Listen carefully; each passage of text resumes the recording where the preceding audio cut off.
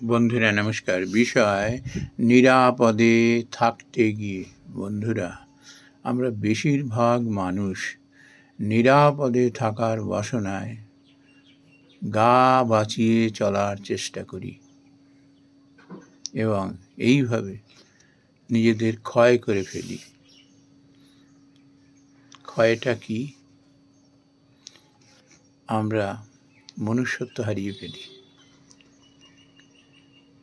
ভালো মন্দ চিনেও চিনি না, অন্যায় অবিচার চোখের সামনে দেখেও দেখি না। এইভাবে ক্ষয় হয়ে যায়।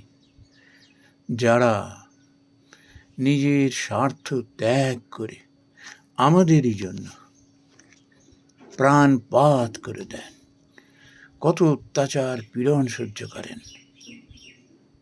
আর সেই মানুষগুলোকেই আমরা বুঝতে না পেরে তাকে নিন্দা করি, তাকে হেয় করি। কেন না, যারা অশুভ শক্তির অধিকারী না, যাদের বল আছে, ক্ষমতা আছে, তাদের আমরা ভয় করি।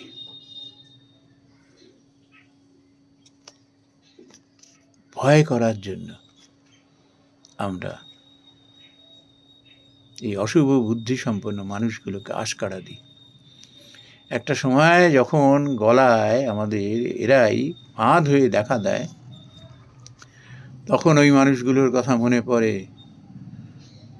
যখন তারা অন্যের স্বার্থে পীড়ন সহ্য করে প্রাণ পর্যন্ত বিসর্জন দিয়ে রক্ত ঝরিয়ে আমাদেরই স্বার্থে অন্যায় অবিচারের বিরুদ্ধে মুখ খোলেন, ঝাঁপিয়ে পড়েন। তখন বোধোদয় হয়, যতক্ষণ না পর্যন্ত আমরা বিপদে পড়ি না, ততক্ষণ পর্যন্ত আমরা বুঝেও বুঝি না কে ভালো কে মন্দ, বুঝেও বোঝার চেষ্টা করি না। আমরা হলাম কাগুজে বাঘ, ভীতু কাপুরুষ, মেরুদণ্ডহীন। আর অন্যকে বলবো যে মেরুদণ্ড সোজা করে দাঁড়াও। সময়ের পরিপ্রেক্ষিতে বোঝা যায় কে সাহসী। সব বীরত্ব বেরিয়ে যায়। ওই জোয়ারের জলের মতো ওই আবর্জনা যেরকম জোয়ারের জলের সঙ্গে ভেসে যায়, আমরা বেশিরভাগ মানুষ এরকম ভেসে চলি। কজন মানুষের বোধবাসী আছে অন্যায় তো অন্যায়, অবিচার তো অবিচার, এর সঙ্গে আপোষ নয়। আরে বাবা, তাকে মারতে হবে, ধরতে হবে, এমন কোনো কথা নেই। তাকে মন্দ কথা বলতে হবে, এমন কোনো কথা নেই। তার বোধোদয় তো ঘটাও ভাই। তুমি যেটা বলছো, যে মনোভাব পোষণ করছো, এটি ঠিক নয়, এটি অন্যায়। নিজেকে শোধরাও, নিজকে শোধরাও, নাহলে তুমিই বিপদে পড়বে, আমাদেরও বিপদে ফেলবে। যেমন সংসারে দেখবেন, পরিবারের মধ্যে যদি একজন খারাপ হয়ে যায় না, ওই পরিবারটার উপরে তখন সমস্ত কলঙ্ক এসে পড়ে। আমরা সমালোচনাকে ভীষণভাবে ভয় পাই, তার কারণ আমরা ভীতু কাপুরুষ। একবারও বোঝার চেষ্টা করি না সমালোচনাই হলো আমার দৃষ্টি খুলে দেয়, চোখ খুলে দেয়। ধীর স্থিরভাবে খালি নিজের প্রশংসার কথাই শুনবো আর লাফিয়ে লাফিয়ে উঠবো, আর যে বিরূপ কিছু বললাম নেই তার গলাটা টিপে ধরবো। এইরকম কাপুরুষ মানুষ দিয়ে জীবনে কিচ্ছু হয় না।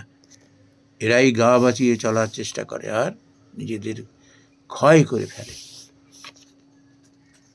বন্ধুরা, এই আমরা স্বাধীনতা সংগ্রামের সময় তো দেখেছি,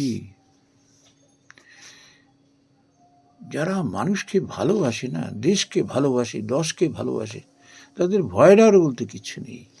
ওই রকম দুর্ধর্ষ ইংরেজের বিরুদ্ধে তার বন্দুকের সামনে বুক চিতিয়ে দিয়েছে। আমরা জানি মাস্টারদা সূর্য সেনের উপরে কী পাশবিক অত্যাচার হয়েছিল, তার নখ তুলে ফেলা হয়েছিল, চোখ উগড়ে ফেলা হয়েছিল। তাকে এত ভয় পেত ব্রিটিশরা। নিজেদের মধ্যেও আলোচনা করতো, বাবারে বাবা, এই কোন ধাতুর তৈরি, যে মানুষ, সে যে সম্প্রদায়েরই হোক না কেন, যে ধর্মেরই মানুষ হোক না কেন, মানবিকতার একটা মূল্যই আলাদা। তাকে সমস্ত শ্রেণীর মানুষ তাকে ভালোবাসবেই বাসবে, যখন দেখবে সে তো অন্যের জন্য, এ তো লোক ও কল্যাণের জন্য উজাড় করে আশীর্বাদ ভালোবাসা তার উপর ঝরিয়ে দেবে একদম। এই স্বাধীনতা সংগ্রামীরা এত সাহসী হয়ে উঠেছিলেন কেন?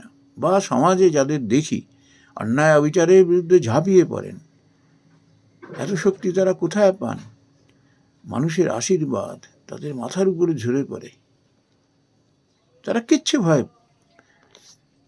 কোনো ভয়ে ভীত হন না।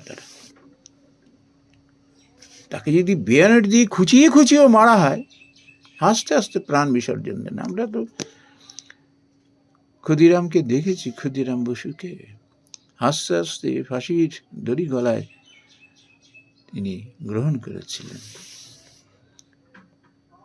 যে মানুষকে ভালোবাসে না, যার মধ্যে প্রকৃত শিক্ষা আছে, যার মধ্যে বংশ মর্যাদা আছে, সে কখনো মুখ থেকে এমন কোনো কথা, এমন কোনো ভাষা বলবে না যাতে মানুষের মনে ব্যথা লাগে।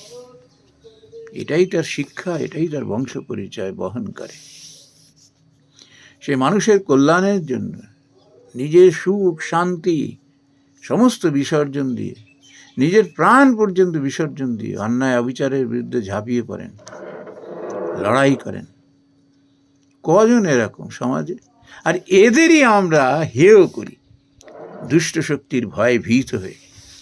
তারপর যখন আমাদের গলায় ফাঁসটি পড়ে, তখন এদেরই কথা মনে পড়ে।